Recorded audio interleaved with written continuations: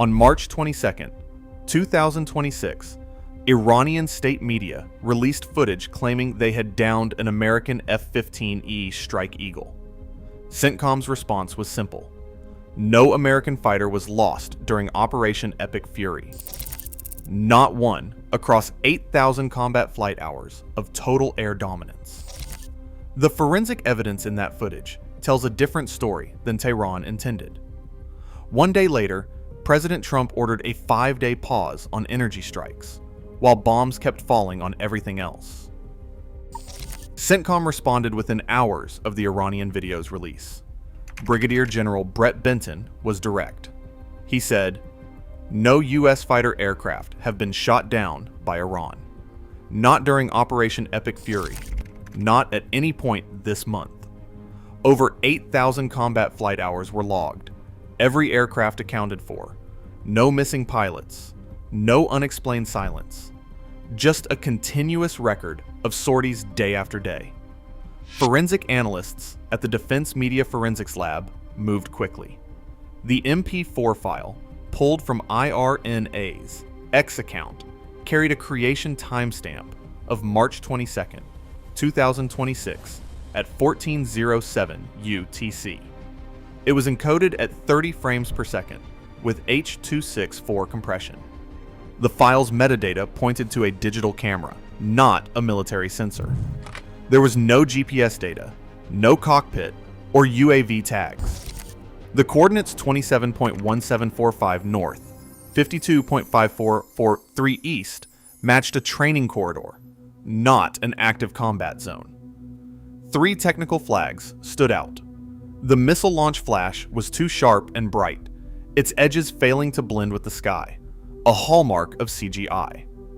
The aircraft's outline was soft and matte, lacking the crisp reflections of real metal. Playback ran too smoothly, missing the jitter and fluctuating bitrate of genuine military feeds. Compression artifacts clustered around the wing, hinting at AI frame interpolation. Retired F-15E pilot, Lieutenant Colonel James Miller, noted the absence of defensive maneuvers, ejection, or mayday calls, details impossible to miss in a real shootdown. CENTCOM's logs for March 22nd showed no F-15Es in the Gulf Corridor, no missile launches, no radar anomalies. Infrared satellites recorded only a routine oil platform flare. The technical and operational evidence converged. The video was fabricated. U.S. air dominance remained intact. The F-15E Strike Eagle is built for survival in the world's most contested airspace.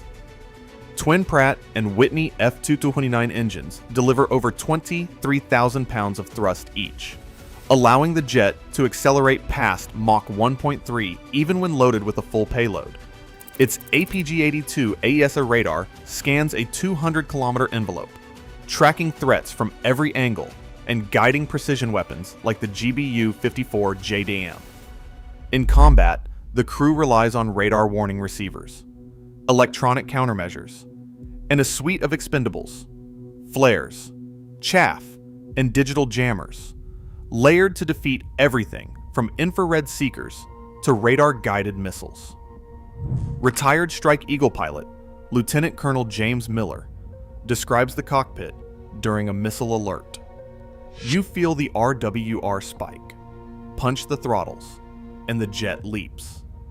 We would roll hard, pull 6 or 7 Gs, dump flares, break lock, and keep talking. There is never radio silence. No one just flies straight and level. The F-15E's survivability is not theory. Over the last 30 years, it has flown deep strike missions across Iraq, Syria, and Afghanistan, logging thousands of hours in hostile skies without a single combat loss to enemy fire. During Operation Epic Fury alone, Strike Eagles have amassed more than 8,000 flight hours. Every sortie is tracked, every aircraft accounted for, no gaps, no missing crews. CENTCOM's confidence rests on this operational record and on the technical reality. Bringing down a Strike Eagle is far harder than any propaganda video suggests. Satellite intelligence leaves little doubt about what happened outside Guam. High-resolution Worldview 4 images, captured at 0245 UTC on March 6th, and again at 0312 UTC on March 9th, show the transformation of a functioning turbine engine plant into a cratered ruin. Before the strike, the facility's assembly hall stood intact, its 180-meter roofline undisturbed, storage tanks neatly arranged, and test bays venting low-level heat from ongoing engine trials. 3 days later, the same coordinates reveal a 12-meter wide crater at the test bay entrance. The roof collapsed inward, and debris scattered across a 250-meter radius. Fuel tanks lie ruptured and overturned, with scorch marks radiating from the blast center. A geospatial intelligence analyst points to the persistent thermal plume, visible in Sentinel-2 overlays, which lingers for more than 48 hours after the strike, evidence of secondary fires and burning fuel. Differential SAR imagery confirms a 5-meter deep depression where the test bay once operated, and shows cracks in the western access road from blast overpressure. The plant's precise location, 34.6421 degrees north, 51.0437 degrees east, matches procurement records listing it as the primary source of gas turbine engines for Shahed series drones. This is not collateral damage or random destruction. The blast pattern and targeted collapse of the assembly hall and test bay signal a deliberate effort to cripple Iran's drone engine supply chain. With the core production line neutralized, the facility's annual output, once 150 engines per year, has been reduced to rubble. The evidence is visible from orbit, a critical node in Iran's drone program, now out of action. U.S. air operations maintained relentless tempo even as diplomatic signals shifted. In the days following the destruction of the Qom turbine engine plant, the focus tightened on Iran's mobile drone launchers and the infrastructure supporting Shahed operations. Strike packages targeted convoys moving south from Isfahan, as well as concealed launch vehicles near Bandar Abbas and the coastal corridors. Satellite ISR and MQ-9 Reaper feeds tracked trucks dispersing at irregular intervals, trying to evade detection by shifting launch points every few hours.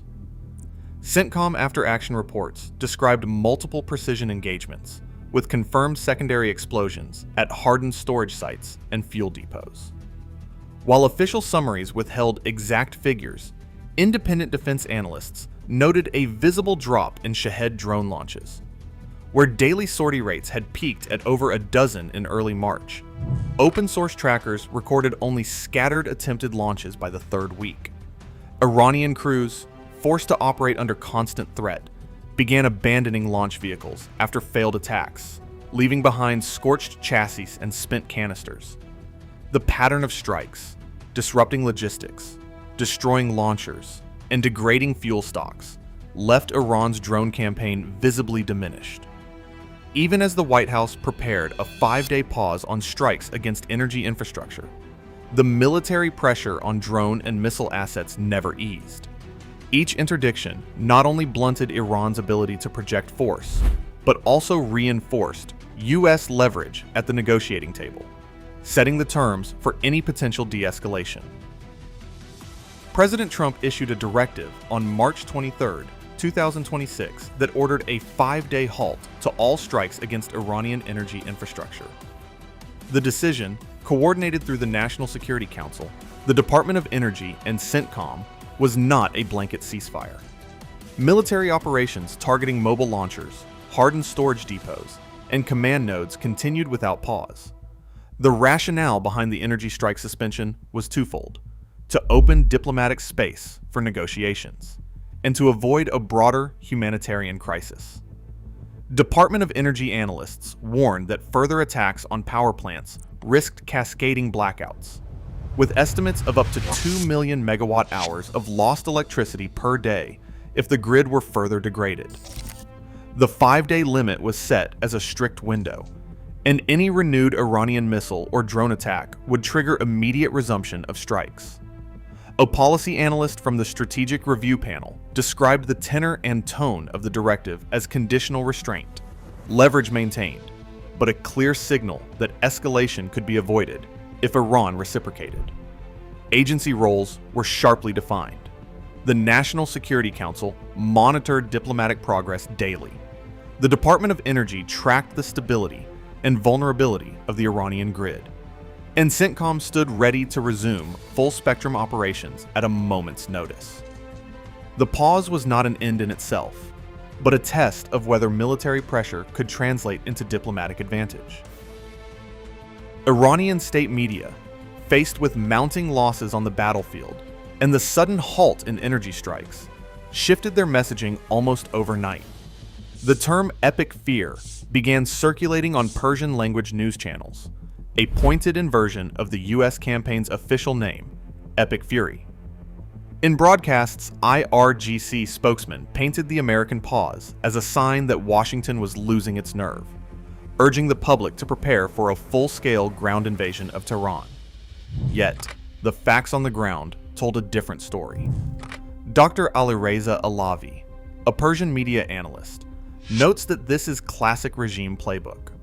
When military options narrow, the rhetoric escalates. There's no evidence of new drone or missile attacks during the pause, only louder slogans.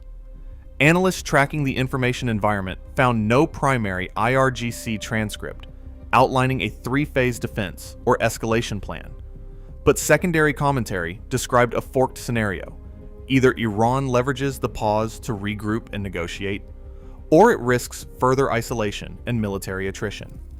The US strategy, as outlined in senior defense commentary, remains threefold. First, military pressure to degrade Iran's ability to threaten the Strait of Hormuz.